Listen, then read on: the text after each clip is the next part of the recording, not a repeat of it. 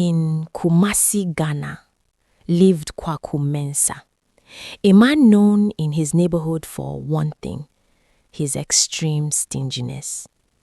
He was not poor. In fact, he owned 2 cocoa farms at the outskirts of the city and a small provision shop near Kejatia Market. Every evening, he would sit in his dimly lit room, counting bundles of cedis, licking his fingers carefully as he stacked each note inside a rusty metal box hidden beneath his bed. But while the money increased, something else in his house kept decreasing: the laughter and strength of his children. His wife, Abena, had died years ago, leaving behind 3 young children: Kojo, Ama, and little Yaya. The children's ribs began to show through their thin shirts. Their eyes grew dull from hunger.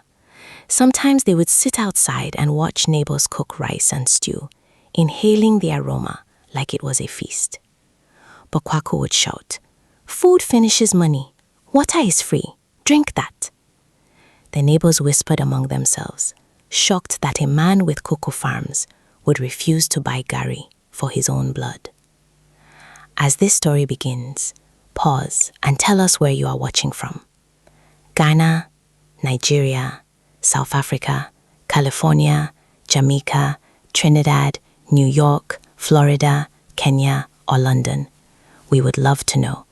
And if this story touches your heart, we give a big shout out to everyone who likes, follows, and shares this video with 3 best friends or relatives on WhatsApp. Your support keeps these stories alive.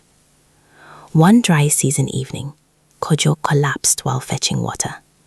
Amai tried to lift him, but he was too weak. Yaya only cried softly. Kwaku looked at them and said they were pretending. He locked his metal box again that night, smiling at his savings, unaware that destiny was already knocking at his door. The next morning in Kumasi, the Harmattan wind blew dust into the compound, covering everything in a thin brown layer. Kojo did not wake up early as he usually did. Ama shook him gently, calling his name again and again. His body was cold. Ya began to scream, her tiny voice echoing through the yard. Neighbors rushed in, only to meet a sight that made their hearts sink. Hunger had finally taken what stinginess refused to provide. Kwaku stood frozen at the doorway. For the first time, his fingers were not counting money. They trembled. Instead of crying, he muttered that the boy had been stubborn and weak. He refused to spend money on a proper burial, arguing that funerals waste savings. The community members were shocked.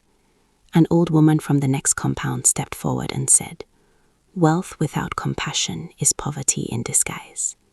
But Kwaku ignored her. Days passed and the house grew quieter. Ama stopped smiling. Ya stopped playing. They survived on plain water and occasional scraps given secretly by neighbors. Kwaku continued visiting his cocoa farm, proud that he had not touched his savings. Yet something strange began to happen.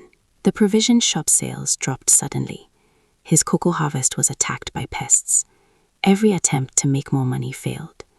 It was as if the ground itself rejected him. One evening, as he opened his metal box to count his savings again, he froze. The bundles of cedis were soaked, not with water, with something dark and sticky that looked like blood.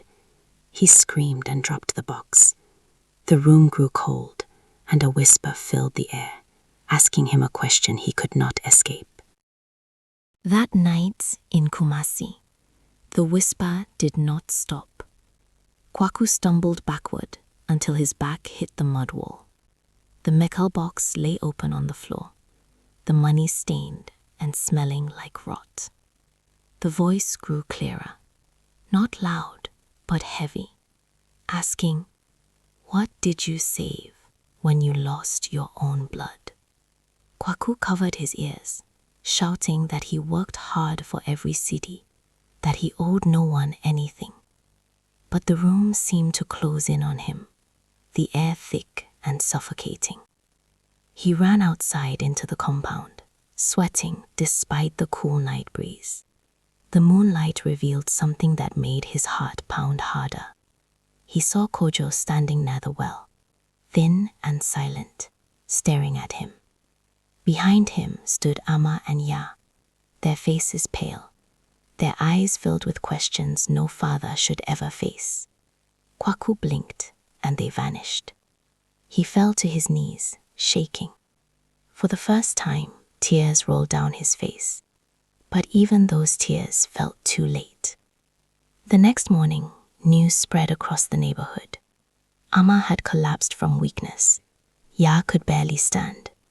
The neighbors no longer waited for Kwaku's permission. They forced the door open and carried the girls to a small clinic nearby. When the nurse asked for payment, Kwaku hesitated. His mind flashed back to the metal box. He felt torn between his money and his daughters' lives. The whisper returned in his head, stronger than before. For the first time in many years, Kwaku reached into his pocket and removed a thick bundle of notes. His hands shook as he paid. But deep inside, he knew that money could no longer buy back what he had already lost. And something even bigger was about to happen. Something that would change his life forever. The clinic in Kumasi was small, painted in fading blue and white, with metal chairs lined against the wall. Ama lay on one bed, Ya on another, both connected to dripping fluids that slowly returned color to their weak faces. Kwaku stood in the corner, holding the empty metal box he had brought from home. For the first time, it felt heavy, not because of money, but because of guilt. The doctor, a calm, middle-aged man, looked straight into Kwaku's eyes and said, "Your daughters are not sick from disease. They are sick from hunger." Those words pierced deeper than any knife. The nurses whispered among themselves, recognizing him as the wealthy cocoa farmer who never bought food. Outside the clinic, neighbors gathered, shaking their heads in disappointment. Some pitied him, others were angry. When Kwaku returned home that evening, he walked past the spot where Kojo used to sit. The silence was louder than any shout. He entered his room and opened the metal box again. This time the money looked normal, clean, dry, but it no longer brought him joy. He touched the notes and remembered Kojo's thin face. He remembered Ama's weak voice. He remembered Ya crying for food. Something inside him finally broke. He carried the entire box outside and called the neighbors.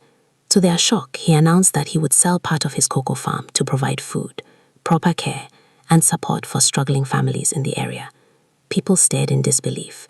This stingy man they knew seemed gone. But even as he made that decision, the consequences of his past actions remained. Kojo was still gone, and forgiveness would not come easily. The final lesson was still unfolding. In Kumasi, Ghana, the news spread quickly. The same man who once refused to buy gari was now sharing bags of rice, beans, and cooking oil to struggling families. Kwaku sold a large portion of his cocoa farm and used the money to stock his house with food. Ama and Ya slowly regained their strength. Laughter, though faint at first, began to return to the compound. But every evening, when the sun set behind the palm trees, Kwaku would sit alone by the well. He would stare at the water and remember Kojo. No matter how much he gave away, one truth remained. He could never reverse time. The neighbors noticed the change in him. He became softer, kinder, quicker to help. He sponsored children in the community to attend school. He paid hospital bills without hesitation. The man who once worshipped money now feared losing people more than losing wealth. One Sunday, during a small community gathering, Kwaku stood before everyone and confessed his wrongs. Tears ran down his face as he admitted that greed blinded him. He said wealth without love destroys a home. The crowd was silent. Some forgave him. Some were still hurting. But one thing was clear. He was no longer the same man. As we end this story, tell us again where you are watching from. Ghana, Nigeria, South Africa, California, Jamaica, Trinidad, New York, Florida, Kenya, or London? We truly want to know.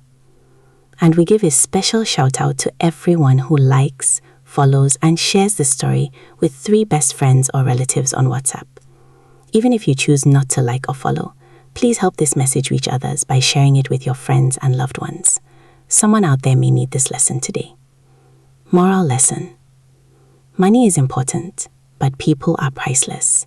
When wealth becomes more valuable than family, destruction follows.